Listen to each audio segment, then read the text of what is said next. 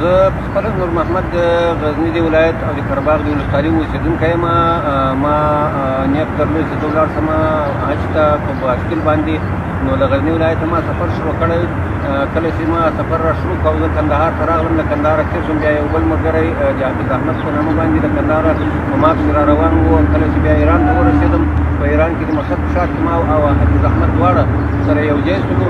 بیا نو موږ دواړه په ګډه سره سفر کاوه. هلته مو د مشهد کې د عراق قونسلګرۍ کې طلب د ویزې و. خو هغو داسې ناهیلي جواب راکړو، له هغې دې ولاړو تهران ته. په تهران کې بیا هلته یو طلب د ویزې د افغانستان د سفارت توسط باندې موږ وکړو.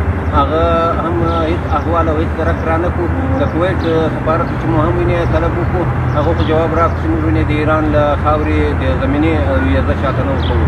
نو بیا له هغې دې موږ روان شولو د هواز ښار کې، د هغه بندري ښار د کویت او د عراق ته بندرونه لري. هغه ښار ته چې کله ورسېدلو، بیا د افغانستان حکومت وزارت خارجه مکتوب یې ولېږو. وزارت خارجه یې هغه ته عراق ته، وزارت خارجه عراق بیا وزارت داخله ته ولېږو. هغه بیا وینې هغه ته امنیتي ملي امنیت حوزې ته وینې ولېږو.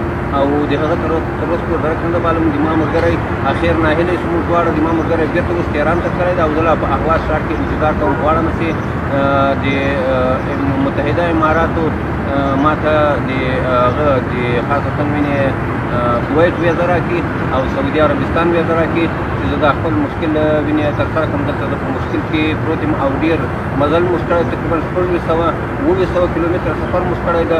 موږ لوږې او تندې او ډېر سخته دښتې بیابانونه وینې کش کړي دي، لوړې او ژورې هم کش کړي دي. نو موږ دلته اوس ډېر له سختۍ سره مخامخ یو. دغه هغه کې عراق او له کویت او له سعودي عربستان کې دا غواړم، دا غوښتنه کوم چې زر تر زره د موږ د ویزو کار وکړي او موږ ته ویزې راکړي چې موږ خپل سفر خپل منزلي مطلب ته په خیر باندې جریان ورکړو او خپل منزلي مطلب ته ورسېږو. وسلام.